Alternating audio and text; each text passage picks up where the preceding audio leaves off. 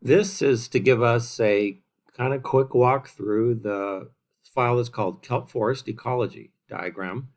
And I noticed from personal experience that when we see a systems diagram, it's really easy to kind of just dismiss it because we're not entirely sure what those arrows really mean and how does it really all work. And what I want to do is just walk through it so that it makes some sense. It's really, really important stuff here. And each little relationship here connected by arrows is something I could ask you something about. I wouldn't ask you to reproduce that on the test. And of course, I guess if you could anyway, because you have the notes in front of you, but to just sort of understand how this whole system works and what are the connections. Okay, so the first thing to say about that is that we need to actually, before we even look at the diagram, go back or actually look at a map that's in a kelp ecology um, file in Moodle, this unit. So let's have a look at that. That's this one here. So this is a map of the world. And one of the things that a lot of you know now is that we have these cold currents down here in the lower right. I'm looking at the key there. And we know that on the west coast of the Americas, we have those cold currents and the warmer currents on the east. And you might notice that where you have the colder currents, you see how the kelp gets really close to the equator, and see how there isn't much kelp at all on this side where the currents are warmer. Same thing over here on the other side, Gulf Stream, not too many kelp forests until you get really way up far in the north, but lots of them over here on this side. Same thing in Asia, not until you get to central Japan do you have much in the way of kelp forests. So definitely kelp forests, though you see them on the East Coast, they are favored on West Coast. And you might also know something else, and that is, if you look over here, wow, you've got kelp forests way up north, but only in one part of the world. That ought to be a clue that while kelp forests like the cool, um, they do have some limits to that because these are really cold places way up in here. I'm looking now on north of Alaska, nothing up there, but at the very same latitudes over here, which are much warmer, we see kelp forests. Why? Well, remember that good old Gulf Stream and then the North Atlantic Drift and that whole story there. Well, that's what's going on there. So that's the distribution of kelp forests, and we're going to focus on the Americas. You can see here all of South America on the west coast, almost to the equator. Wow, that's huge. And so there's a big upwelling regime there in both of these regions. Our own Pacific coast, lots of coastal upwelling and lots of coastal upwelling here. And we're going to focus on this region, but remembering that kelp forests are found in a lot of areas. Okay, so all of that said, let's go back and look at our diagram now. And this is the one called the kelp forest ecology diagram. Let's see how it works. So centered in this, and thus the biggest circle, is kelp forest itself. Okay, so what does a kelp forest look like? And to answer that, I'm going to go back and again look at this particular um, kelp forest ecology. That's a kind of photo of kelp growing in the water, kind of beautiful. And you're going to see some documentary material on this as well. This would be North Atlantic kelps, how they kind of look. And these are the wonderful, friendly purple sea urchins that we're learning a lot about, or enough about, to realize that they're quite a problem nowadays. And then kelp is all the way down in the Baja as well. I haven't been to that particular island, but I've seen it. Lots of kelp on the Pacific coast of the Baja as well. So this is a kind of reproductive cycle. Nothing I want you to know necessarily out of that, but this will give you a sense of the kind of vertical structure of kelp forests. Just one example of this. This looks like to me, probably a central, I think that's a central California kelp forest. It just says Pacific coast here. Okay. So that is not all that different from what we find here in Oregon. And so let's have a look now. So we'll go back now. We're going to pop into that big diagram. Okay, so that's the structure. So what you see here, it's like a forest. That's why it's called a kelp forest. And there's a structure there, and where these are real dense kelp structures, these don't look real dense in this diagram, but they can be very dense. They provide a lot of protection. So small fish can go in there and be safe from the big predators roaming around, the white sharks and so on, right? And so we see a very structured environment. So in a similar way that coral reefs provide habitat, kelp forests provide habitat, and nurseries too. They both have that role. All right, go back to our diagram. Okay, So they provide habitat and they thrive in the cool, nutrient-rich, upwelled coasts of Alaska to Baja California, as we saw here in our own hemisphere. And so what we're going to focus on is that kelp forests become urchin barrens. An urchin barren is just a vast area where there's no more kelp anymore, and you will see that on the documentary, the beautiful documentary that's listed as well in this all of these units that recently came out. Uh, so David Attenborough is a narrator, wonderful man. I think he's 87 years old or something now. Fantastic guy. Touched a lot of lives with his beautiful narrations. Um, so what happens? So this is this upwelled, environment with lots of nutrients. You get kelp forests if the water is cool enough. And when the water gets warmer, these areas are stressed. So on the southern limits of this, like in Southern California, for example, parts where there isn't so much upwelling, so it's warmer, plus it's closer to the equator, the kelp forest, it's not unusual to have some diebacks because of heat and predation, or herbivory rather, in those times. But when you get into the mid range of where kelp forests are, in other words, you're a long ways from either the cold stress zone or the heat stress zone, they tend to be pretty resilient until recently. So that's our story here. All right. So what happens here?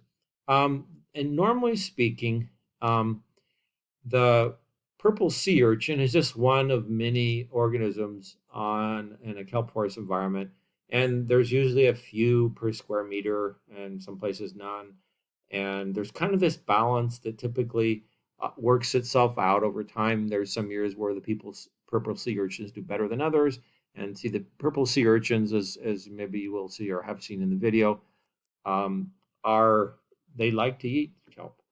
So when there's lots of them, they tend to destroy the forest. Well, that's a bad thing. So what controls their population isn't the amount of food that they actually have available. It's the uh, predators that eat them. So both of these, or all three of these predators I've listed here, are considered in one way or another keystone species, meaning that they kind of control an ecosystem from the top down. And let me explain why. Okay. So up until the 1800s, there were numerous sea otters, from evidence we have, over much of the Pacific coast. And the sea otters eat purple sea urchins. There's other kinds of sea urchins too, but the purple ones are particularly problematic. Okay. So those sea otters provided a natural check. When the purple sea urchins would become more numerous, they'd eat more of them, and then their numbers would fall. And so there was kind of a balance there. Well, what happened in the 1800s is that sea otters were hunted locally so much that we don't even have resident sea otters in Oregon that I'm aware of. Please, if some of you know of some, maybe something new in the story. I don't believe we have any, but I know there's some in California and also in Alaska. And so where they are not, there isn't as much predation on the purple sea urchins. Fortunately, there are other keystone predators that also like to eat purple sea urchins, and you'll get to see the sheep's head wrasse, or sometimes they're called the California sheephead. There's a bunch of different words for the same, basically the same fish. But except in protected areas, for example, in the California setting, where these are the most common, there is only, well, there's plenty in the protected areas, but not enough in other places. So where people are fishing the sheep's head wrasse, uh, there's not as many. And when there's not as many, they're not eating as many purple sea urchins. And so purple sea urchins are more of a problem. Okay. But the really big story here is, other than the fact that the sea otters just don't exist on a lot of our Pacific coast, is the sunflower sea stars. This story starts back 2014. There, people noticed, they first noticed in California, but it rapidly spread up the Pacific coast, and it's a disaster into British Columbia, parts of Alaska. What's going on? How could something spread so quickly? It affects the feet of the sea star. They can't hold on to the rocks. They disintegrate and they die. And it took years to figure out even what it was. It's a virus, right? Here we are. Yeah, I know. Pandemic, right? So this is what we could call a kind of epidemic-like thing. And so the DOS happened and people didn't know what was killing them. And they finally figured out it was a virus. There's a lot of studies on this. They finally figured it out. And amazingly, because the water along the coast has about the same salinity as the actual interior of the bodies of the sunflower sea star, the virus, when it gets out, when the sunflower sea star has it and someone gets into the water, it can survive about a day. So if local currents can kind of swirl around, move it, it can infect other sunflower sea stars. That's bad news. That's even worse than the coronavirus because it can go long distances in the water and still affect them. So this began to happen, and it is so bad that by 2017, 2018, there were vast areas, including much of British Columbia and Washington, Oregon, where you could find none left. Literally, the populations fell 95% or more in some areas. And I did a whole bunch of research trying to figure out where they were locally extinct. And I was just amazed how many places had not seen any in a long time. So, in fact, there's one of the little lights websites on one of the handouts has this. So there's this sea star wasting disease. Why did this happen? One of the things we've observed with marine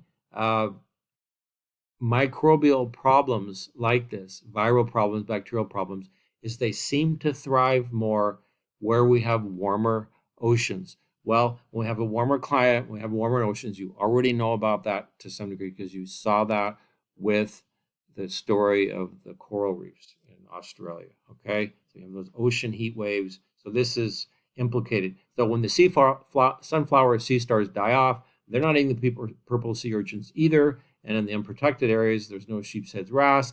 And in many areas, there's no sea otters. Nothing to check the purple sea urchin. We have 300 million of them on the Port Orford Reef in southern Oregon as of last fall. 300 million was the estimate. Obviously, nobody counted them all, but they made some local sampling and came up with an estimate. Those are called urchin barrens, as I've identified out here. Okay, what happens with all this now? Well, the kelp forest is a host to lots of fish, white sea bass, kelp bass, rockfish, many crustaceans. It's a wonderful habitat. It's a nursery. It's a place where lots of things grow, lots of productivity, and one resident, which has an enormous importance in California, are the red abalones. And they became very, very scarce starting in about 2015. They got worse and worse and worse. And they finally closed the fishery down a couple of summers ago. And it's a disaster. Looking at the bottom here, Northern California red abalone, abalone, 40 million tourism industry of restaurants, campgrounds, hotels, and other businesses shut down as the abalone populations shrink. Okay, so this was a disaster for Northern California. Um, and the reason is they are residents of the kelp forest. And when there are no kelp forests anymore, the red abalones don't have much to eat. They do rely on very slow consumption of some of the kelps. Okay.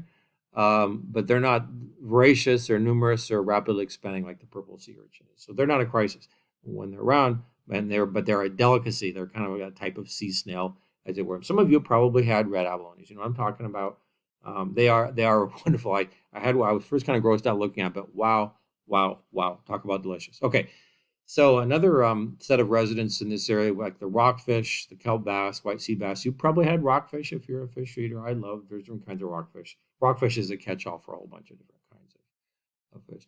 In any case, so I think you're getting the hang of this, hopefully, and you might want to go through it again. But basically, you have these keystone predators up here who control the purple sea urchin populations by eating them. So when we have a loss of some or all of these, or large numbers of these in some places, then we have more purple sea urchins, which destroy the kelp forest, which destroy the whole ecosystem here that depends on them, including very valuable fish for our own use. So there's a kind of functional argument going on here, right?